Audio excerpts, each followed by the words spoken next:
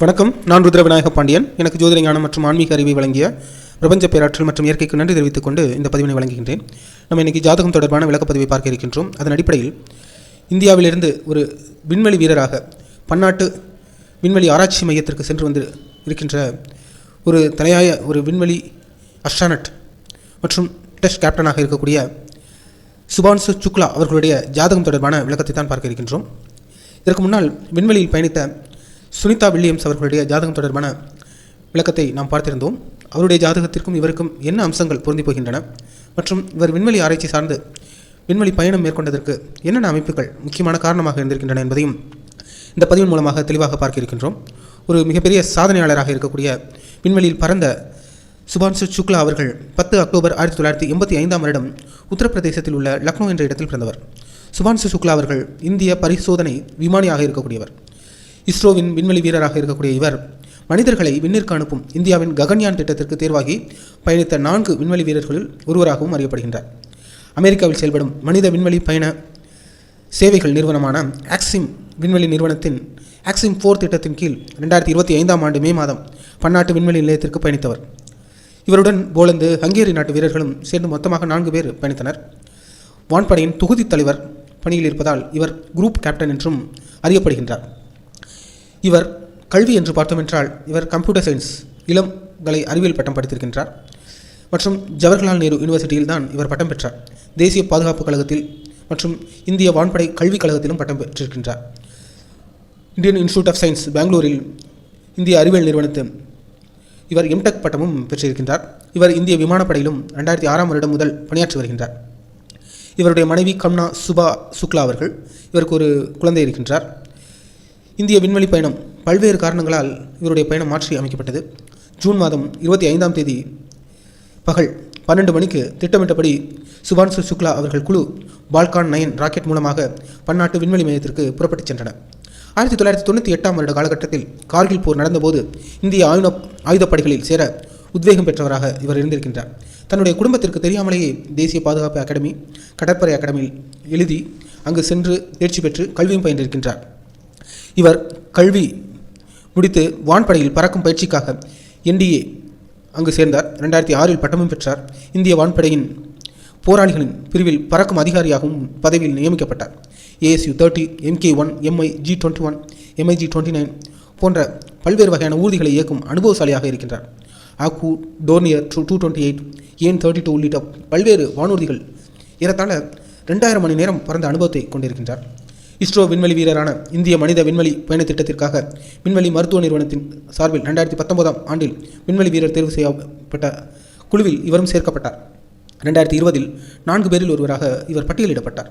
ரஷ்யாவில் 2021 அடிப்படை பயிற்சி மேற்கொண்டார். இந்த காலகட்டத்தில் இவர் பெங்களூரில் இருக்கக்கூடிய IIScயில் எம்டெக் பட்டமும் பெற்றார். விண்வெளி குழுவில் உறுப்பினராக 2024 பிப்ரவரி மாதம் திருவனந்தபுரத்தில் உள்ள இஸ்ரோவில் விக்ரம் சாராபாய் விண்வெளி மையத்தில் விண்வெளி வீரர் பெயர்களில் இவர் பேரும் ஒரு உறுப்பினராக பிரதமர் நரேந்திர மோடி அவர்களால் அறிவிக்கப்பட்டார். ஆக்சிம் 4 திட்டம் மூலமாக பன்னாட்டு விண்வெளி நிலையத்திற்கு செல்லும் ஆக்சிம் 4 திட்டம் திறன்பட செயல்பட்டு வெற்றிகரமாக தன்னுடைய பயணத்தையும் நிறைவு செய்திருக்கின்றனர். பன்னாட்டு விண்வெளி நிலையத்தை பார்வையிட இன்டர்நேஷனல் ஸ்பேஸ் ஸ்டேஷன் அங்கு சென்று பார்வையிட்ட முதல் இந்திய விண்வெளி வீரர் என்ற பெருமையும் விண்வெளி வீரர் ராகேஷ் சர்மா அவர்களை தொடர்ந்து சுற்றுப்பாதையில் பயணித்த 2வது இந்தியர் என்ற பெருமையும் பெறுகின்றார். இப்படி பல்வேறு சிறப்பம்சங்களை கொண்ட இவர் பயணித்த இருக்கை சீட்டு என்பது 500 கோடி ரூபாய் மதிப்பு கொண்டதாக கருதப்படுகின்றது. ஓய்வு நேரத்தில் உடற்பயிற்சி மற்றும் அறிவியல் மற்றும் விண்வெளி சார்ந்த புத்தகங்களை படிப்பதில் அதிக ஆர்வமும் விருப்பமும் கொண்டிருக்கின்றார். நாசா, SpaceX மற்றும் இஸ்ரோ போன்ற இந்த 3 நிறுவனங்களும் இணைந்து ஒரு கொலாபரேட்டடாக பன்னாட்டு விண்வெளி ஆராய்ச்சி சார்ந்து இந்த ஒரு பயணத்தை செயல்படுத்தியிருக்கின்றது. இது ஒரு வெற்றிகரமான ஒரு பயணமாக அமைந்திருக்கின்றது. ஜூன் 28 அவர் பயணித்த பிறகு June 28 live conference, video conference மூலமாக நம் தலைவர்களிடம் பேசியிருந்தார். குடியரசுத் தலைவர் மற்றும் பிரதமர் அவர்களுடன் பேசியிருந்தார். ரேடியோ கான்வர்சேஷன் மூலமாக பள்ளி குழந்தைகளிடம் 4 மற்றும் 8 பேசினார். பிறகு ஜூன் 25 தொடங்கிய இவருடைய பயணம் 18 நாட்கள் வெற்றிகரமான பயணமாக முடிந்திருக்கின்றது. இப்பொழுது திரும்பி இருக்கக்கூடிய அவர் ஆகஸ்ட் 17 இந்தியாவுக்கு வந்தடைவார். சில மருத்துவ பரிசோதனைகளுக்கு பிறகு இந்தியாவிற்கு வந்தடைவார் என்று எதிர்பார்க்கப்படுகின்றது. இவ்வாறு ஜூன் 25 தொடங்கிய இவருடைய பயணம் 15 ஜூலை முடிவு பெற்றிருக்கின்றது. இப்படி பல்வேறு அம்சங்களை பொருந்திய இவருடைய ஜாதகத்தில் அப்படி என்ன சிறப்பம்சங்கள் இருக்கின்றன? இவருக்கும் விண்வெளியில் ஏற்கனவே பயணித்த சுனிதா வில்லியம்ஸ் போன்றவர்களுக்கெல்லாம் என்ன ஒரு ஜாதக அம்சங்கள் பொருந்தி போகின்றன என்பதை பார்க்க இருக்கின்றோம். இவருடைய நவம்சம், ராசி கட்டம் மற்றும் தசாபுத்திகள் அடிப்படையில் கிரக அமைப்புகள் எதை சுட்டிக்காட்டுகின்றது என்பதை தெளிவாக விளக்க இருக்கின்றேன். பொதுவாக ஒருவர் விண்வெளி ஆராய்ச்சியில் சிறந்து விளங்க வேண்டும் என்றாலே அவர்களுக்கு எந்தெந்த கிரக அம்சங்கள் நன்றாக இருக்க வேண்டும்? அவர்களுக்கு சுக்கிரனும் செவ்வாயும் நன்றாக இருக்க வேண்டும். இந்த சுக்கிரன் செவ்வாய் இணைவு, பார்வை, பரிவர்த்தனை, வர்க்கோத்தமம் மற்றும் ஆட்சி உச்சம் இது போன்ற தன்மைகள் பொருந்தியிருப்பின் நிச்சயமாக அவர்களால் இது போன்ற விண்வெளி ஆராய்ச்சியில் சிறந்து விளங்க வேண்டும். இது மட்டும் இருந்தால் போதுமா என்றால் கிடையாது. மற்றும் இந்த கிரக அமைப்புகள் மற்றும் அவர்களுடைய 3, 4, 9 முதல் மற்ற இடங்கள் எல்லாமே சிறப்பாக இருக்க வேண்டும். குறிப்பாக 12ஆம் இடம் சார்ந்து கிரக அமைப்புகள் வலிமை பெற்றதாக இருக்க வேண்டும். இப்படி ஒருவருக்கு கிரக அமைப்புகள் அம்சங்கள் பொருந்தியிருந்தால் நிச்சயமாக அவரால் விண்வெளி சார்ந்த ஆராய்ச்சியில் சிறந்து விளங்க முடியும்.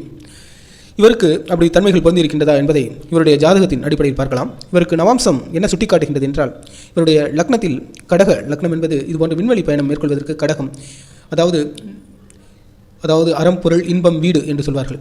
இந்த வீடு பேறு கொண்ட இந்த 4வது தன்மை பொருந்திய லக்னம் ராசி கடகம் மற்றும் விருச்சகம், மீனம் இந்த 3 ராசிகள் மற்றும் லக்னம் மிக மிக முக்கியமான ஒன்று. இதுபோன்ற விண்வெளி பயணம் மேற்கொள்வது, கடல் பயணம், கடல் ஆய்வுகள் செய்வது, இதற்கு எல்லாமே இந்த 3 ராசி லக்னம் அவசியமான ஒன்று. இவருடைய அதேபோல சந்திரனும் அவசியமான ஒன்றாக கருதப்படுகின்றார். இதன் அடிப்படையில் பார்க்கும் பொழுது இவருக்கு கடக லக்னமாக இவருடைய நவாம்சம் பொருந்திருக்கின்றது. நவாம்சம் ஒருவருக்கு அடிப்படை கூறுகளை கொண்டிருந்தால் தான் அவரால் ராசி கட்டத்தில் இருக்கக்கூடிய அமைப்பின் அடிப்படையில் எந்த ஒரு செயல்பாடுகளையும் வெற்றிகரமாக சாதிக்க முடியும். இவருக்கு நவாம்சத்தின் அடிப்படையில் லக்னத்திலேயே சூரியனும் சனியும் இருக்கக்கூடிய கிரக அமைப்பு.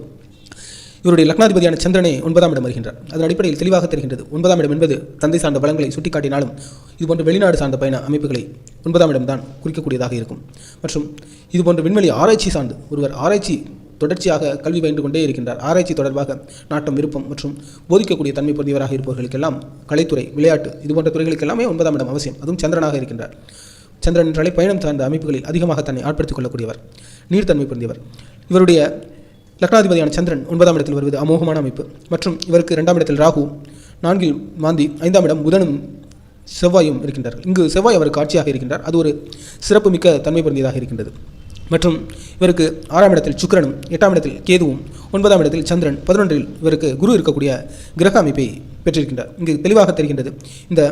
இவருடைய கிரக அம்சங்கள் செவ்வாய் ஆட்சியாக இருக்கின்றார். மற்றும் குரு மற்றும் சுக்கிரன் சார்ந்த பரிவர்த்தனை யோகம் இவருடைய நவாம்சத்தில் தெளிவாக எடுத்து காட்டுகின்றது. அதுவும் பார்த்தோம் என்றால் 6 மற்றும் 11ஆம் இடம், 11ஆம் இடம் தான் ஒருவருக்கு இது போன்ற வானியல் சார்ந்த ஒரு பைலட்டாக இருக்க வேண்டும் என்றால் அவருக்கு 11ஆம் இடம், விண்வெளி வீரராக இருக்க வேண்டும் என்றால் அவருக்கு 12ஆம் இடம் சிறப்பாக இருக்க வேண்டும், கப்பல் போன்ற பயணத்தில் சிறப்பாக இருக்க வேண்டும் என்றால் 4ஆம் இடம் சிறப்பாக இருக்க வேண்டும். ஒருவர் ஊர்திகளை எல்லாம் இயக்க வேண்டும் என்றால் ஒரு நல்ல டிரைவராக, டெஸ்ட் டிரைவராக இது போன்ற பரிசோதனை அமைப்புகளில் ஈடுபடக்கூடியவர்களுக்கு 3, 9ஆம் இடம் நன்றாக இருக்க வேண்டும். அதன் அடிப்படையில் இவருக்கு 6 மற்றும் 11ஆம் இடம் சார்ந்த பரிவர்த்தனை யோகம் குரு சுக்கிரன் நவாம்சத்திலே தெளிவாக பொருந்தி போகின்றது. நல்ல அனுபவசாலியாக, ஆராய்ச்சி சார்ந்து இயங்கக்கூடியவராக, கடந்த காலங்களை அதிகமாக தன்னுள் வைத்து செயல்படக்கூடிய தன்மை பொருந்தியவராக, திட்டமிடும் குணம், வடிவமைக்கக்கூடிய குணம் கொண்டவராக இவருடைய நவாம்சம் பல்வேறு தன்மைகளை சுட்டிக்காட்டத்தான் செய்கின்றது. ராசிக்கட்டமே ஒருவருடைய முழுமையான பலன்களை எடுத்துக்காட்டக்கூடியதாக இருக்கும். அதன் அடிப்படையில் இவருடைய ராசிக்கட்டம் என்ன சுட்டிக்காட்டுகின்றது என்பதை பார்க்கலாம். இவர் வியாழக்கிழமையில் பிறந்திருக்கின்றார். ஆயில்யம் 4ஆம் பாதம் நட்சத்திரத்தில் கடக ராசியில் விருச்சிக லக்னத்தில் தேய்பிரையில் பிறந்திருக்கின்றார். இவருக்கு நான் குறிப்பிட்டபடி பார்த்தோம் என்றால் இவருக்கு ஆயில்யம் சந்திரன் ஆட்சியாக இருக்கின்றார். அதாவது கடக ராசியில் தான் பிறந்திருக்கின்றார். விருச்சிக லக்னத்தில் பிறந்திருக்கின்றார். நான் குறிப்பிட்டேன் அறம், பொருள், இன்பம், வீடு என்று. அதாவது நெருப்புத்தன்மை, நிலம், நீர், நெருப்பு, காற்றுத்தன்மை பொருந்திய ராசி லக்னம். இதில் 4ஆம் இடம் தான் இந்த முக்தி பேரை குறிக்கக்கூடிய இடம். இவர்கள் தான் தன் அர்ப்பணிப்பு குணத்தோடு செயல்படுவார்கள். பிறருக்காக வாழ வேண்டும், ஒரு ஆராய்ச்சி மனநிலையோடு செயல்படுவார்கள். அதன் அடிப்படையில் இவருக்கு கடகம் மற்றும் விருச்சகம் சார்ந்த ராசி லக்னம் தான் பெற்றிருக்கின்றார். மற்றும் இவருக்கு லக்னத்தில் சனியும் மாந்தியும் இருக்கக்கூடிய கிரக அமைப்பை பெற்றிருக்கின்றார். சனி கிட்டத்தட்ட டிகிரி அடிப்படையில் பார்த்தோம் என்றால் அவர் 12ஆம் இடம் சார்ந்தும் வரக்கூடிய தன்மை பெற்றவராக, உச்சமாக வரக்கூடிய தன்மையும் அவருக்கு இருக்கின்றது. லக்னம் சுபத்துவமாக புஷ்கர நவம்ச நட்சத்திர சாரம் பொருந்தி அமோகமாக உள்ளது. இவருக்கு பாருங்கள், இவருடைய 3ஆம் அதிபதி சனி லக்னத்தில் வருவதாக இருக்கட்டும், 2ஆம் அதிபதி நீச்சமாகி குரு இவருக்கு 3ஆம் இடத்தில் நீச்ச யோகத்தை கொடுக்கின்றது. இதன் அடிப்படையில் இவர் நிறைய ஆராய்ச்சி தொடர்பான 3ஆம் இடம் சிறப்பாக இருந்தாலே அவர்களுக்கு பிராக்டிக்கலாக எதையும் பார்க்க வேண்டும் என்று தோன்றும். 3 மற்றும் 9, 10ஆம் இடம் நன்றாக வலுவாக இருந்தால் அவர்களால் எதையும் ஆராய்ச்சி மனப்பான்மையுடன் செயல்படுவார்கள். மற்றும் 3ஆம் இடம் தான் ஒரு டிரைவரை குறிக்கக்கூடிய இடம். டிரைவர் என்றால் வாகன போக்குவரத்து எப்படிப்பட்ட இடமாக இருக்கலாம். இது போன்ற வானூர்திகளை இயக்குவது, ராக்கெட் போன்ற, ஜெட் போன்ற இது போன்ற ஒரு ஊர்திகளை இயக்குவதற்கெல்லாம் இந்த 3ஆம் இடம் வலுவாக இருக்க வேண்டும். அதன் அடிப்படையில் இவர் ஒரு நல்ல ஒரு டெஸ்டிங் டிரைவராக மற்றும் ஒரு கேப்டனாக செயல்பட வேண்டும் என்றால் அவருக்கு 9ஆம் இடம் நன்றாக இருக்க வேண்டும். 9ஆம் இடம் தான் கலைத்துறையை குறிக்கும். அதுபோல் ஒரு கப்பல் சார்ந்த கேப்டன் என்றால் 4ஆம் இடம். இதுபோன்ற ஊர்திகள் சார்ந்த கேப்டனாக இருந்தால் 3ஆம் இடம். இதுபோன்ற விளையாட்டு போன்ற அமைப்புகள், இதுபோன்ற கலைத்துறை சார்ந்த அமைப்புகள் மற்றும் தன்மைகளில் 9ஆம் இடமும் சுட்டிக்காட்டும். அதன் அடிப்படையில் இவருக்கு 6ஆம் இடத்தில் ராகு, 9ஆம் இடத்தில் சந்திரன் ஆட்சியாக இருக்கின்றார். இந்த சந்திரன் தொடர்பு அவருக்கு எப்படிப்பட்ட ஆராய்ச்சி குணத்தை ஏற்படுத்தி கொடுத்திருக்கின்றது என்பதை பாருங்கள். இவருக்கு நவாம்சத்திலும் பார்த்தோம் என்றால் லக்னாதிபதியான சந்திரன் 9ஆம் இடத்தில் இருந்தார். இங்கு 9ஆம் அதிபதியாகவே அவர் ஆட்சியாக இருக்கின்றார். அதன் அடிப்படையில் மிக மிக யோகமான ஒரு தன்மை பொருந்திய இவருடைய சந்திரன் இவருக்கு இத்தனைக்கும் அவர் தேய்பிரை என்றாலும் கூட இந்த சந்திரன் அவருக்கு வலிமை பெற்றவராக இருக்கின்றார். அவரும் டிகிரி அடிப்படையில் கிட்டத்தட்ட 9 மற்றும் 10ஆம் இடம் சார்ந்து இயங்கக்கூடிய மிக மிக ஒரு ஆராய்ச்சி சார்ந்த குணம் கொண்ட ஒரு சிறப்புமிக்க தன்மையில் இந்த சந்திரன் அவருக்கு செயல்பட்டிருக்கின்றார். மற்றும் இவருக்கு நான் குறிப்பிட்டிருந்தேன், இந்த சுக்கிரன் செவ்வாய் தான் மிக மிக முக்கியம். இந்த சுக்கிரன் செவ்வாய் நன்றாக இருக்க வேண்டும். மற்றும் இதுபோன்ற வானியல் ஒரு ஸ்பேஸ் ஸ்டேஷனில் பயணிக்க வேண்டும் என்றால் அங்கு இருக்கக்கூடிய ஒரு ஆம்பியன்ட், இருக்கக்கூடிய ஒரு சூழல் மிக மிக வித்தியாசமான ஒன்று. அதற்கெல்லாம் கேது மிக மிக அவசியம். இந்த கேது, சுக்கிரன், செவ்வாய் இந்த கிரக அமைப்புகள் நீங்கள் சுனிதா வில்லியம்ஸ் அவர்களுடைய ஜாதகத்திலும் பார்த்திருப்பீர்கள். அவருக்கு லக்னத்திலேயே கேது இருக்கும் மற்றும் சுக்கிரன் அந்த காலகட்டத்தில் தான் அவர் பயணித்திருந்திருப்பார். மற்றும் சுக்கிரன் செவ்வாய் 12ஆம் இடம் சார்ந்து வரும். அது சுக்கிரன் அவருக்கு ஆட்சியாக இருக்கும். இவருக்கும் பார்த்தோம் என்றால் நவாம்சத்திலே செவ்வாய் ஆட்சியாகவும் இங்கு சுக்கிரன் செவ்வாய் சார்ந்த சேர்க்கை அமைப்பு சிறப்பாக இருக்கின்றது. 10ஆம் இடம் சார்ந்து வருகின்றது.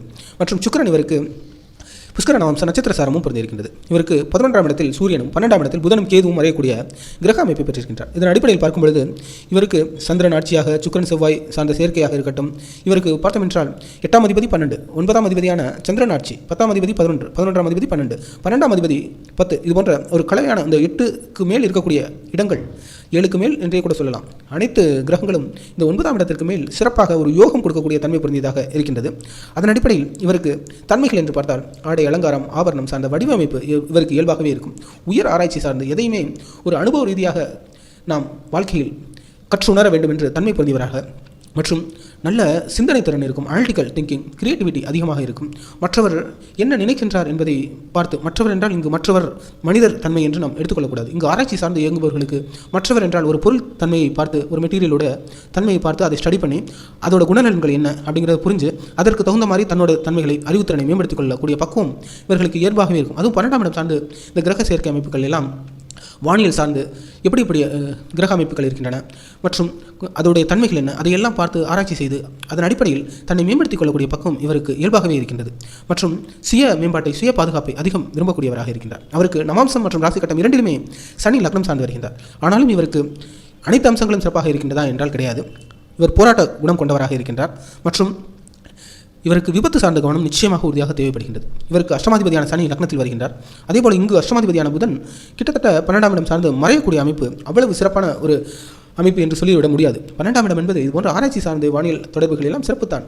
இருந்தாலும் மறைவு ஸ்தானம் சார்ந்து கவனம் தேவை. இவருக்கு நிச்சயமாக செவ்வாய் அவருக்கு நவம்சத்திலே ஆட்சியாகத்தான் இருக்கின்றார். உடல் ஆரோக்கியம் சரியாகத்தான் இருக்கின்றது. இருந்தாலும் சில விபத்து சார்ந்த கவனம் உறுதியாக தேவை இருக்கின்றது. மற்றபடி பார்த்தோம் என்றால் நல்ல அம்சங்கள் அனைத்தும் பொருந்திய மிக மிக யோகமான ஜாதக அமைப்பு.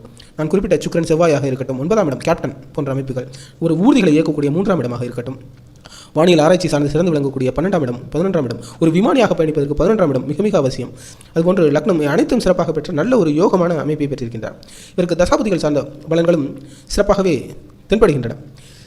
இவ்வாறு பல்வேறு தன்மைகள் பொருந்திய ஒரு சிறப்பான நவாம்சம் ராசி கட்டம் பெற்று ஒரு கிரக அமைப்பை வலுவான தன்மையில் பெற்றிருக்கின்றார்.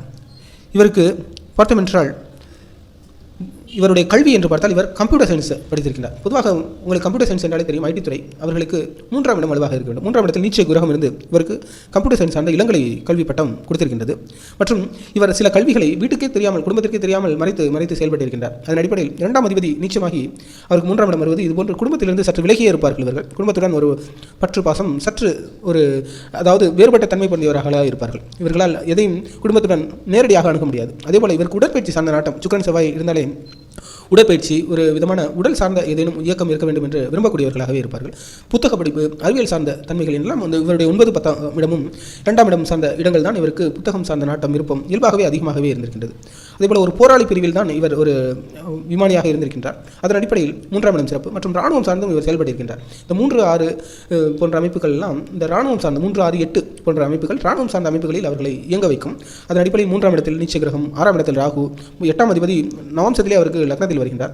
இங்கு அவர் இருக்கக்கூடிய தன்மையின் அடிப்படையில் இவர் இராணுவத்திலும் செயல்பட்டு சிறப்பாக விளங்கியிருக்கின்றார். இதுபோன்ற கார்கில் போன்ற வார் அதிலெல்லாம் பங்கெடுக்க வேண்டும் என்ற ஒரு இயல்பான ஒரு தன்மை பொருந்தியவராக இவருடைய கிரக அமைப்புகள் இருக்கின்றன. இவ்வாறு பல்வேறு அம்சங்கள், இது போன்ற ராக்கெட் போன்ற ஏவுகலங்கள் ஊர்திகளை இயக்க வேண்டும் என்றாலே இவர்களுக்கு 3ஆம் இடம் சிறப்பாக இருக்க வேண்டும். அதன் அடிப்படையில் அனைத்து அம்சங்களும் சிறப்பாகவே இருக்கின்றன. மனைவி சார்ந்த அம்சங்களும் சிறப்பாக இருக்கின்றன. நவாம்சத்திலே தெளிவாக சுட்டிக்காட்டுகின்றது. இவருடைய லக்னாதிபதி 7ஆம் அதிபதியான சனி லக்னத்தில் வருவது இவருடைய தோழியையே இவர் மணந்திருக்கின்றார்.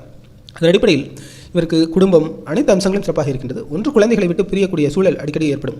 குடும்பம் குழந்தைகள் விட்டு விலகக்கூடிய, தள்ளி இருக்கக்கூடிய சூழல் அதிகமாக இவருக்கு ஏற்படும். மற்றும் சில விபத்து சார்ந்த கவனம் தேவை. மற்றபடி பார்த்தோம் என்றால் இவருடைய தந்தை அமைப்புகள், தாய் அமைப்புகள், அம்மா ஒரு ஹவுஸ் மேக்கர், தந்தை ஒரு அரசு அதிகாரியாக இருந்து செயல்பட்டிருக்கின்றார், ஓய்வு பெற்ற அதிகாரியாக இருந்திருக்கிறார். இவருடைய 9ஆம் இடம் சிறப்பாகவே இருக்கின்றது. அவருக்கு நவாம்சத்திலே லக்னாதிபதி 9ஆம் இடம் சார்ந்து வருகின்றார். அதன் அடிப்படையில் தாய் தந்தை சார்ந்த பலன்கள் சிறப்பாக இருக்கின்றது. மற்றும் உடன்பிறப்புகள், இவர் குடும்பத்தில் பார்த்தோம் என்றால் இவர் தான் கடைசி 3வது குழந்தையாக பிறந்திருக்கின்றார். 3ஆம் இடம் நீச்ச யோகம் இருக்கின்றது. 11ஆம் அதிபதியும் சிறப்பாக இருக்கின்றார். அதன் அடிப்படையில் இவருக்கு மிக மிக ஒரு அனைத்து அம்சங்களும் 11 மற்றும் 6 சார்ந்த பரிவர்த்தனையும் இருப்பதனால், நவாம்சத்திலும் ராசி கட்டம் அனைத்திலும் மிக மிக சிறப்பாக இருப்பதனால் இவர் குடும்பம் அனைத்து அம்சங்களும் பெற்ற ஒரு நல்ல ஒரு சிறந்த அஸ்ட்ரானட்டாக இவர் விளங்கியிருக்கின்றார். மீண்டும் பல்வேறு சாதனைகளையும் பெற்று இந்திய ஒரு விண்வெளி ஆராய்ச்சிக்கே ஒரு புகழும் பெருமையும் தேடித்தரக்கூடியவராக விளங்குவார். இவர் மீண்டும் வெற்றிகரமாக பல்வேறு இதுபோன்ற வானியல் ஆராய்ச்சிகளை நிகழ்த்த வேண்டும் என்று, இவர் ஆரோக்கியம் மற்றும் புகழோடு வாழ வேண்டும் என்று நாமும் இவருக்காக பிரார்த்தனை செய்து, இதுபோன்ற விண்வெளி ஆராய்ச்சி சார்ந்த ஜாதக அமைப்பு எப்படி இருக்க வேண்டும் என்பதற்கான ஒரு உதாரண ஜாதகம் தான் இவருடைய ஜாதகம். இதேபோல சுனிதா வில்லியம்ஸ் அவர்களுடைய ஜாதகத்தையும் நான் விளக்கியிருக்கின்றேன், அதையும் நீங்கள் பார்க்கலாம். இதுதான் இவருடைய ஜாதகம் தொடர்பாக நான் கொடுக்கக்கூடிய விளக்கம். மீண்டும் இதுபோன்ற ஜாதகம், ஜோதிடம் தொடர்பான விளக்கப்பதிவில் உங்களை விரைவில் சந்திக்கின்றேன். புவியுள்ள காலமெல்லாம் புகழோடு வாழ்ந்திடுவீர். வையகம் செழிக்க, வாழ்க வளமுடன்.